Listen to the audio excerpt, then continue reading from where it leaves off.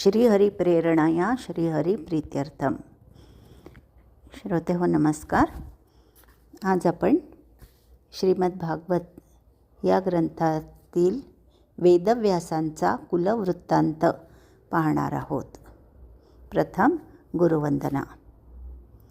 व्यासाय भवनाशाय श्रीशाय गुणराशये हृद्याय शुद्धविद्याय मध्वाय च नमो नमः. अभ्रमं भंगरहितं अजडं विमलं सदा आनंदतीर्थमतुलं भजे तापत्रयापहं. श्री गुरुभ्यो नमः. श्रीहरये नमः. तर आज आपण वेदव्यासांचा कुलवृत्तांत पाहत आहोत. वेदव्यास हे वसिष्ठ कुलात अवतीर्ण झाले असे इतिहासात म्हटले आहे. वसिष्ठ ऋषी हे स्वयंभू मनुच्या वेळी जन्मले. ते ब्रह्मदेवांपासून जन्मले असे अनेक पुराणात म्हटले आहे. ब्रह्मदेवाच्या प्राणापासून वसिष्ठ, त्वचेपासून भृगू व हातापासून ऋतू नामक ऋषी जन्मले. वसिष्ठांचा विवाह कर्दम आणि देवहूतीच्या 9 कन्यांपैकी अरुंधतीबरोबर झाला. कर्दम व मनूंची कन्या देवहूती या उभयतांचा विवाह झाल्यावर त्यांना 9 मुली व 1 मुलगा अशी 10 अपत्ये झाली. त्यापैकी मुलाचे नाव कपिल असे असून त्यास परमात्म्याचा अवतार असे म्हटले आहे व त्यानेच सांख्यसूत्रे रचून सांख्यशास्त्राचा पाया घातला. या दंपतीच्या 9 मुलींपैकी अरुंधती नामक कन्येचा विवाह वसिष्ठांबरोबर झाला. ब्रह्मदेवाने भृगू नामक ऋषीला ख्याती व वसिष्ठांस अरुंधती नामक कन्या दिली. वसिष्ठ मुनी व अरुंधती या दंपतीला 100 मुले झाली. त्यामध्ये शक्ती हा ज्येष्ठ होय. याचा विवाह अदृश्यंती नामक कन्येशी झाला. त्यांना पराशर नामक पुत्र झाला आणि या पराशरास सत्यवती नामक, दाश नामक म्हणजे कोळी जातीचा जो राजा, त्या राजाकडून रक्षित असलेल्या सत्यवती नामक कन्येपासून जो मुलगा झाला तोच वेदव्यास होय. अशी ही परंपरा वेदव्यासांची आहे. याचा विचार करणे आवश्यक आहे. इतिहासात वसिष्ठ आणि विश्वामित्र यांचेमध्ये दीर्घकाल वैर चालू होते असे नमूद केले आहे. या वैरास प्रारंभ वसिष्ठांच्या नंदिनी हिच्यामुळे झाला. सध्याच्या कनोज गावच्या आसपासच्या विस्तृत परिसरास पूर्वी कान्यकुब्ज असे स्थूलमानाने म्हणत. त्या कान्यकुब्ज या देशाचा राजा गाधी म्हणून होता. त्याचा पुत्र विश्वामित्र होय. हा अतिशय पराक्रमी होता. हा एकदा आपल्या सैन्यासह संचार करीत वसिष्ठांच्या आश्रमात आला असता वसिष्ठांनी अतिथी धर्मास अनुसरून भक्ष्यभोज्य पेयादिक समर्पण करून विश्वामित्राचा सत्कार केला.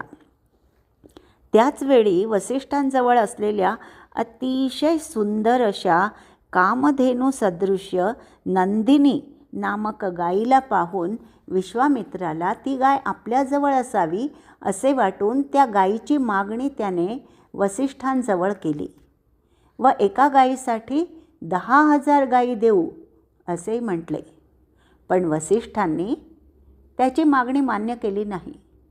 अनेक प्रकारची प्रलोभने दाखवून हा ऋषी आपल्याला आपली गाय देत नाही हे पाहून विश्वामित्र रागाने म्हणाला, मी क्षत्रिय आहे. हे मुने, तुम्ही तपस्वाध्याय संयमाने युक्त असे ब्राह्मण आहात. तुम्ही जर ही गाय माझ्या राज्याच्या मोबदल्यात देणार नसाल तर मी ही गाय बलात्काराने घेऊन जाईन. विश्वामित्राच्या या धमकीला वसिष्ठांनी शांतपणे उत्तर दिले. म्हणाले, तुझी इच्छा असेल त्याप्रमाणे कर.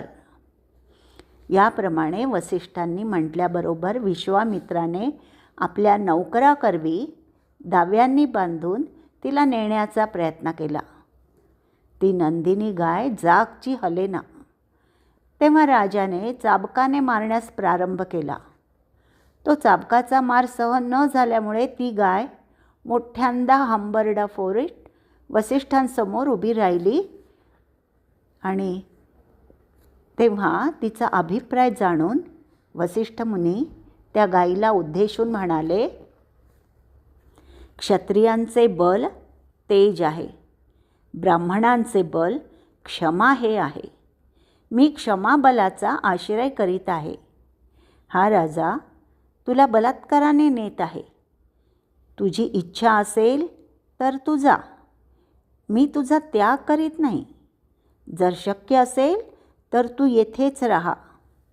वसिष्ठांचे मनोगत याप्रमाणे नंदिनीस कळल्याबरोबर नंदिनीने क्षणाचाही विलंब न लावता आपल्या अंगप्रत्यंगापासून हुंकारापासून उत्पन्न केलेल्या हजारो सैनिकांकरवी विश्वामित्राच्या सैनिकांचा पराभव करून त्यांना पिटाळून लावले. त्या नंदिनी नामक गायीने विश्वामित्राच्या सैन्यास दूरवर पिटाळून लावले. विश्वामित्राचे ते सैन्य 3 योजने भयाने उद्विग्न होऊन आरडाओरडा करीत पळू लागले असता त्या नंदिनीच्या देहापासून निघालेल्या सैन्यांपासून त्यास आपले रक्षण करणारा कोणी आढळला नाही. आपल्या सैन्याच्या पराभवाचे आश्चर्यकारक ब्रह्मतेजापासून उत्पन्न झालेले दृश्य पाहून विश्वामित्रास आपल्या क्षत्रिय बलाविषयी खिन्नता उत्पन्न झाली व त्यास असे वाटू लागले की या क्षत्रिय बलाचा धिक्कार असो. खरे सामर्थ्य ब्रह्मतेजच होय. आणि यानंतर स्वतःस ब्रह्मतेजाची प्राप्ती व्हावी म्हणून विश्वामित्राने तपश्चर्या करण्यास प्रारंभ केला. पण या तपश्चर्येसाठी आवश्यक असणाऱ्या शमदमादी संपत्तीचा अभाव असल्याने या तपाचा परिणाम सात्विकतेमध्ये होण्याऐवजी भयंकर द्वेषात झाला आणि द्वेष भावनेने युक्त होऊन विश्वामित्राने एका राक्षसाकरवी वसिष्ठांचे 100 पुत्र मारविले. आपली मुले मारली गेलेली पाहून वसिष्ठांना अतिशय दुःख झाले. त्यांना तो दुःखाचा आवेग सहन झाला नाही आणि त्या भरात स्वतः देहत्याग करण्यास ते उद्युक्त झाले. अग्नीमध्ये उडी मारून, पर्वताच्या शिखरावरून उडी मारून देहत्याग करण्याचा त्यांनी प्रयत्न केला. पण वसिष्ठांच्या उग्र तपश्चर्येने ब्रह्महत्या नको म्हणून अग्नी आपोआप शांत झाला. पर्वतावरून उडी मारली तर कापसाच्या ढिगावर पडल्यासारखे झाले. नदीच्या प्रवाहात हातपाय बांधून वसिष्ठांनी उडी मारली असता ती बंधने तुटून त्या नदीचा प्रवाह शेकडो योजने बाजूने सरला व उडी मारल्या ठिकाणी जमीन झाली. पुढे या नदीला शतद्रू असे नाव पडले. सध्या या नदीला सतलज असे म्हणतात. याप्रमाणे सर्व बाजूने देहत्यागाचे प्रयत्न निष्फल झालेले पाहून वसिष्ठ मुनी अतिशय दुःखी झाले व ते पुन्हा आपल्या आश्रमाकडे परत आले. पण त्यांना पुत्र वाचून असलेल्या आश्रमात राहावेना. दुःखाने त्रस्त होऊन अरण्यात फिरत असता वसिष्ठांनी आपल्या शक्ती नामक मुलाच्या ध्वनीसारखा वेद म्हणत असल्यासारखा आवाज ऐकला. मागे वळून पाहतात तो शक्तीची, त्यांच्या ज्येष्ठ मुलाची पत्नी अदृश्यंती हिला त्यांनी पाहिले. त्यावेळी वसिष्ठांच्या हालचालीवर नजर ठेवण्यासाठी वसिष्ठांची सून अदृश्यंती त्यांचे मागोमाग जात असे. तिला पाहून वसिष्ठ म्हणाले, हा माझ्या मुलासारखा वेदध्वनीचा आवाज कुठून येत आहे? वसिष्ठांचा प्रश्न ऐकून अदृश्यंती म्हणाली, महाराज, हा आवाज आपल्या नातवाचा आहे. मी आपल्या पुत्रापासून झालेला गर्भ राक्षसापासून रक्षण व्हावे म्हणून 12 वर्षे आपल्या उदरात धारण केला आहे व तेथेच त्याचे वेदाध्ययन चालू आहे. हे आपल्या सुनेचे भाषण ऐकून वसिष्ठांना आनंद झाला. ते परत आपल्या आश्रमात आले. त्यावेळीच एक राक्षस अदृश्यंतीस भक्षण करण्यासाठी आला.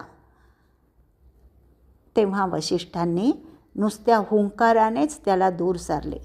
मग वसिष्ठांनी त्या राक्षसाचे शरीरावर मंत्रपुत जलाने प्रोक्षण केले. तेव्हा तो जीव राक्षसभावापासून मुक्त झाला. तो राक्षस म्हणजे इक्ष्वाकू वंशातील सौदास नामक राजा होता.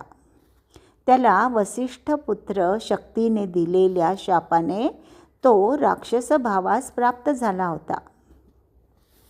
विश्वामित्राच्या सांगण्यावरून राक्षसभावाने ग्रस्त झालेल्या कल्माशपाद राजाने वसिष्ठांची 100 मुले मारली होती. कल्माशपाद राजा शापमुक्त झाल्यावर आपले भय नाहीसे झाले हे जाणून अदृश्यंती प्रसूत झाली.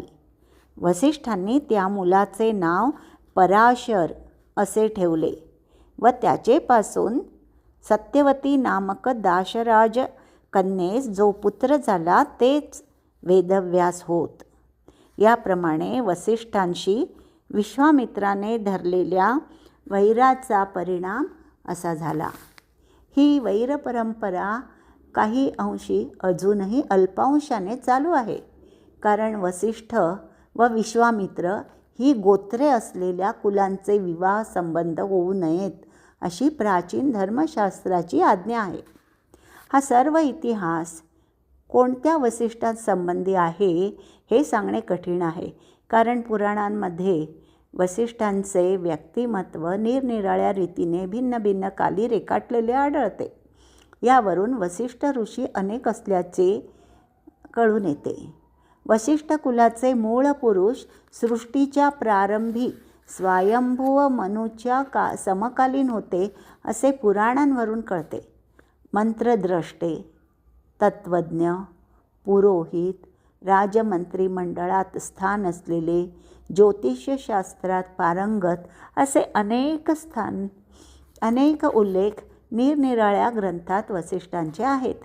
त्यांना मैत्रावरुण, आपव, वैडव, श्रेष्ठभाज, देवर्चस, हिरण्यनाभ अशी अनेक नावे अथवा विशेषणेही पुराणांमध्ये दिलेली आढळतात. तात्पर्य: वसिष्ठांचे पुत्र पराशर, पराशरांचे पुत्र वेदव्यास होत. यांच्या मातेचे नाव सत्यवती. हिची वासवी, काली, मत्स्यगंधा, योजनगंधा इत्यादी नावे पुराणात प्रसिद्ध आहेत. या पुढील भाग म्हणजे सत्यवतीचा इतिहास, तो आपण क्रमशः पुढील भागांमध्ये पाहणार आहोत. तोपर्यंत नमस्कार, धन्यवाद. श्री भारती रमण मुख्य प्राणांतर्गत श्रीकृष्ण अर्पणमस्तु. नाहं कर्ता हरिः कर्ता.